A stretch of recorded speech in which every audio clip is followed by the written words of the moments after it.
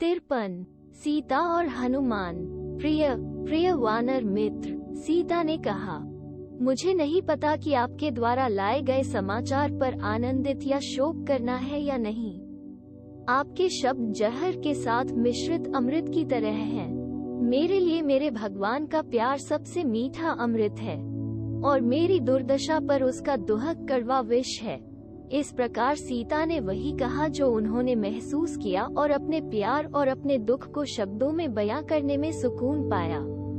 खुशी और दर्द, खुशी और दुख बारी बारी से इंसान को प्रेरित करते हैं। सीता को सांत्वना मिली, लेकिन ये सोचकर भी दर्द हुआ कि राम उन्हें भूले नहीं हैं, बल्कि उनके बारे में सोच रहे हैं, दुखी हैं और उसकी तलाश कर रहे हैं।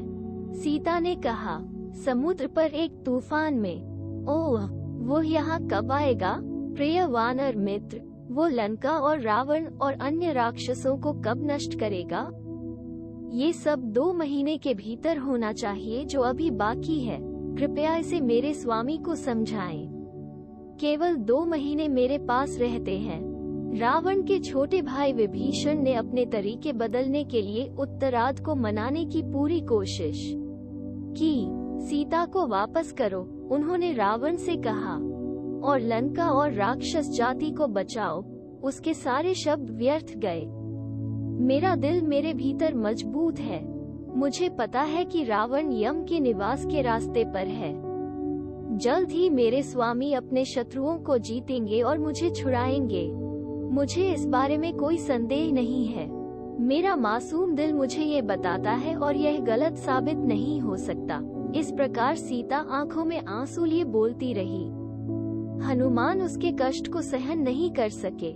माँ, उन्होंने कहा, मैं तुरंत जाऊंगा और राम को वापस लाऊंगा। वो एक शक्तिशाली सेना के साथ लंका पर उतरेंगे। लेकिन आपको और अधिक क्यों सहना चाहिए? यदि आप सहमत हैं, तो मेरी पीठ पर बैठें। मैं आपको समुद्र के पार ले जाऊंगा और एक पल में आपको बहाल कर दूंगा राम के लिए। ऐसा करने की मेरी क्षमता पर एक पल के लिए संदेह न करें। अग्नि पवित्र प्रसाद को इंद्र तक ले जाती है, तो क्या मैं आपको अपने भगवान राम के पास ले जाऊंगा? मुझे इस सेवा को करने के लिए शुद्ध हृदय की अनुमति दें और तुम्हें राम को लौटा दूंगा। लेकिन मेरे पास लंका को उसकी नींव से गिराने और उसे और उसके शासक को राम के चरणों में फेंकने की शक्ति है।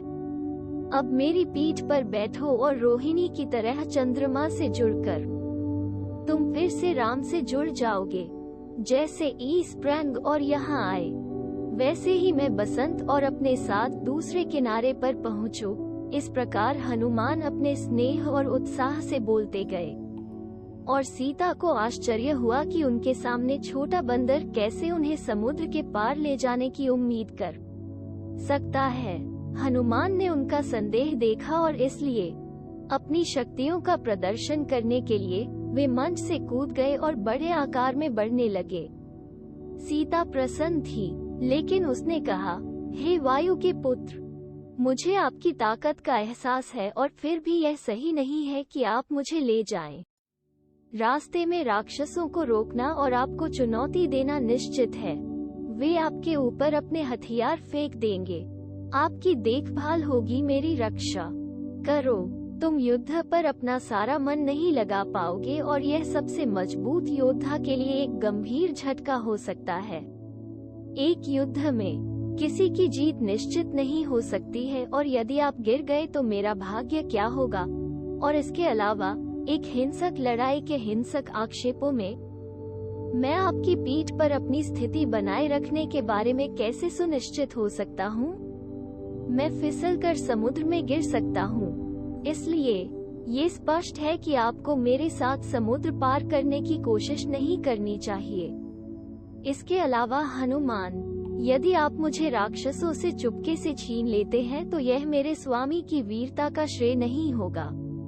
क्षत्रिय जाति का सम्मान मान करता है कि वो आकर लड़े और रावण को जीते और मुझे जीत के पुरस्कार के रूप में छुड़ाएं। क्या राम मुझे वापस उसी तरह चुरा लेंगे जैसे रावण ने मुझे चुरा लिया था उससे? नहीं, मेरे बेटे, ठीक है, कलश और जल्दी से लक्ष्मण और वानर सेना के साथ राम को यहाँ ले आओ। मेरे स्वामी के बाणों से लंका का नाश हो और रावण को यमलोक में भेजो। उसकी जीत पक्की है। प्रलय के समय प्रचंड सूर्य की तरह राम के बाण राक्षस लोगों को जलाकर भस्म कर देंगे। लेकिन मैं राम को क्या बताऊं? मैं तुमसे मिलने और तुम्हारे साथ बात करने का क्या संकेत दूंगी? इन शब्दों को सुनकर राम के साथ उसका सारा सुखी जीवन उसकी स्मृति में बाढ़ की तरह आ गया और उसकी आंखों में आंसू भर आए। अगर उसने हनुमान और हनुमान से कहा तो बताया राम कुछ अंतरंग घटनाएं जो केवल खुद और उनके स्वामी के लिए जानी जाती हैं। ये हनुमान के उन्हें देखने का प्रमाण होगा और राम को उनकी वर्तमान निराशाजनक स्थिति भी दिखाएगा। बहते हुए आंसुओं के साथ उन्होंने अपने वन जीवन की घटनाओं को सुनाया। नदी के किनारे और थक कर भूमि पर विश्राम करने लगे। उसने अपना सिर मेरी गोद में रखा और सो गया। इस प्रकार एक कौवा नीचे आया और भूख से मेरी छाती पर चोंच मारी। मैंने उसे भगा दिया, लेकिन वह बार बार लौट आया और मुझे परेशान किया। फिर मैंने उस पर कंकड़ फेंका, लेकिन उसका भी कोई असर नहीं हुआ। राम को नींद से जगाया और मुझे इस प्रकार परेशान और दर्द में रोते देखा। पहले तो जब उसने देखा कि मामला क्या है और पाया कि यह एक कौवा था, तो वो मेरी बेचैनी पर हंसने के लिए तैयार था। लेकिन उसने देखा कि कौवा ने क्या चोट की थी और पता चला कि पक्षी वास्तव में एक असुर था। पक्षी अपने जीवन के लिए उड़ गया, लेकिन राम ने उस पर एक तीर चलाया। जहां भी वह गया, उसका पीछा किया। अंत में कौवा असुर ने शरण के लिए राम के पैर मांगे और वहां क्षमा प्राप्त की। उसे इस घटना के बारे में बताएं। हे हनुमान, मैं और अधिक दिनों तक प्रतीक्षा नहीं कर सकता। उसे जल्दी से आने और मुझे बचाने के लिए कहो। मैं थक गया था। मेरे माथे का तिलक पसीने से धुल गया था।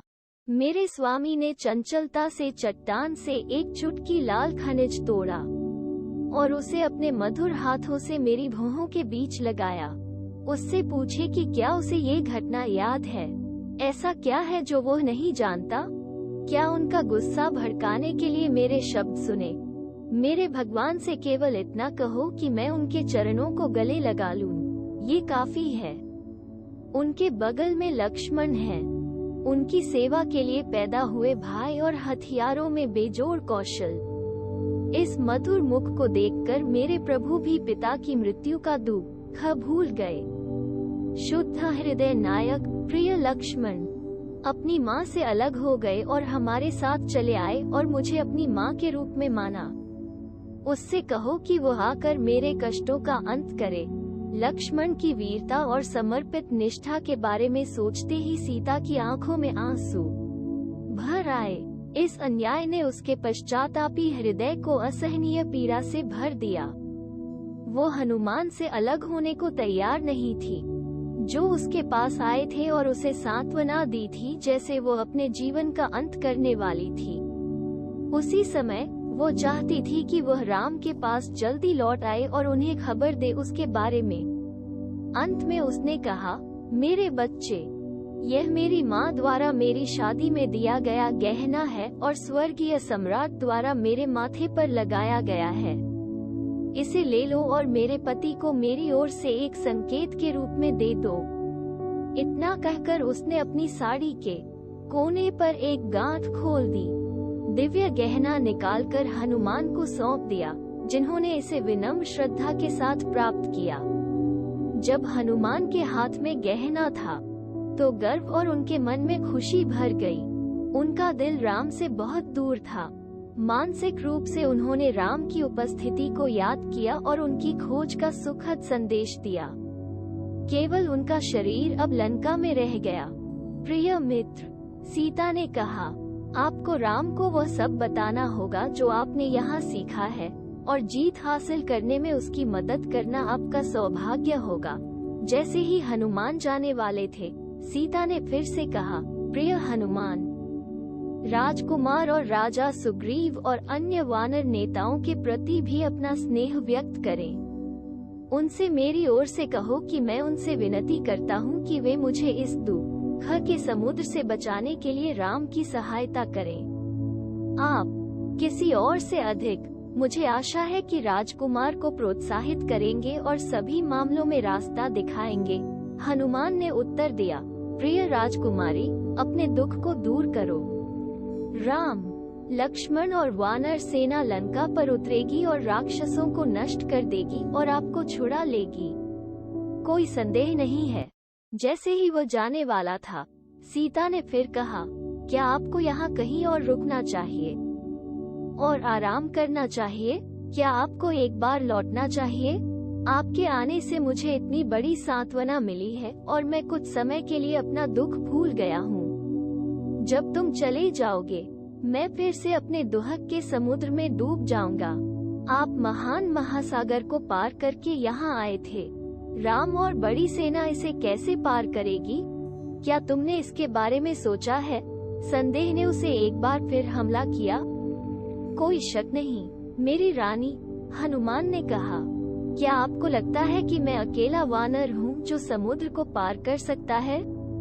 कोई वानर नहीं है, लेकिन मेरे से अधिक शक्ति और कौशल है। न केवल सुग्रीव, बल्कि उनकी सेना में कई लोग दुनिया का चक्कर लगा सकते हैं। उनके लिए ये संकीर्ण समुद्र क्या है? हम में से हजारों ऐसे हैं जो आकाश में विचरण कर सकते हैं। कोई शक नहीं है। क्या आपको लगता है कि वे उनमें से सबसे अच्छे को केवल दूत के रूप में भेजेंगे?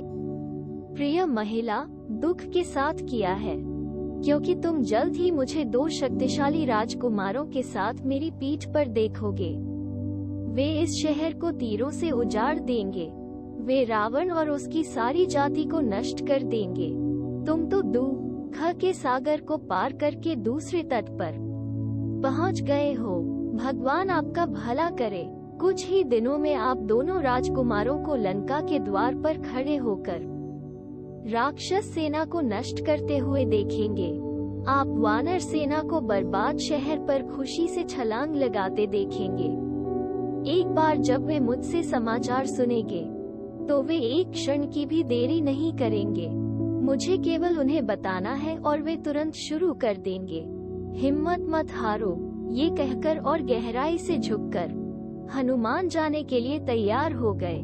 राम और लक्ष्मण से कहो कि मैं जीवित हूँ, सीता ने कहा, और हनुमान चले गए। आइए हम अंजना के वीर पुत्र, सीता को सांत्वना देने वाले और उसके दुहक को शांत करने वाले बुद्धिमान दूत पर श्रद्धा के साथ ध्यान दें।